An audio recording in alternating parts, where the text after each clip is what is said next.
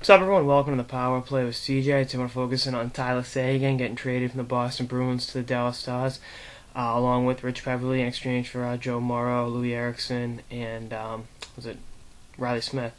I think it's a good move all along for both sides. Dallas needed to make a big time move to improve their forward core, and they got a 21-year-old kid that had an amazing season last year, and has had some off the ice issues in terms of drinking and lack of professionalism, but I think his upside outweighs that for the Stars and what they're trying to do in Dallas and what new general manager Jim Nill is trying to do. And from the Bruins' perspective, Erickson can step in and play with either Bergeron or Krejci right away.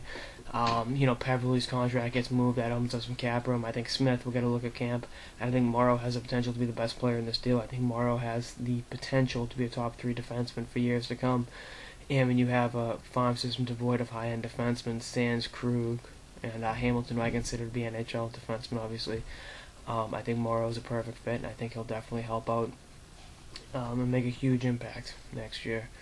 If not next year, definitely down the line. I think in Providence, he'll be up and down, probably 30 games with the Bruins. But I think, as someone that's followed him since his Portland Winterhawk days, I really like him, and I like what he's going to bring to the Bruins. I know he's been traded twice in 2 years since he's been drafted, but that's the nature of the beast. I mean, he's traded for 2 pretty good players, Brendan Morrow and Tyler Seguin, so that's the nature of the beast. And then from the Bruins' perspective, did they give up on Seguin too soon?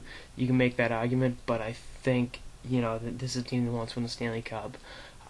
He was not the player he usually is in the postseason. He had 2 goals all playoff long, and they had a security guy outside his hotel room to keep him from drinking. He really, I think some of the rumors were, overblown, but at the same time, there has been a lot of maturity problems, and I know there's been a huge alcohol problem in the Bruins locker room. I mean, there's 6 players that really should be in AA, from what I've heard from people that work with the team and the organization, and Seguin was one of them, and I hope he finds a fresh new beginning in Dallas. And from the Bruins' perspective, Peverley's contract gets moved. That's important. They overpaid for Rich Peverley. I like him as a player.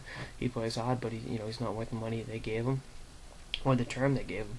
So I think by sending them both to Dallas, I think they make some more money with the no state income taxes in Texas. And the Bruins get some more pieces going forward. And the other piece of the deal is Ryan Button, who was a D prospect. I thought he was pretty good coming out of the Western Hockey League, but really hasn't developed anything at the pro game. So maybe he gets a fresh shot in the arm with Dallas. But I think Morrow is going to be the player to watch in this deal for the Bruins. Obviously, Seguin's the most skilled player. Obviously, Erickson's the guy that scored 35 goals before, and is a highly elite player. But I like Morrow a lot, and I'm really glad he's going to play. He's going to be in the organization, my team's organization now. And I'm curious to see what kind of look he gets at camp. How much Claude will trust him. But anyway, that's this episode of the Power Play with CJ on the Tyler Seguin to the Dallas Stars trade. Stay tuned for more episodes throughout the off season and beyond. Later, guys.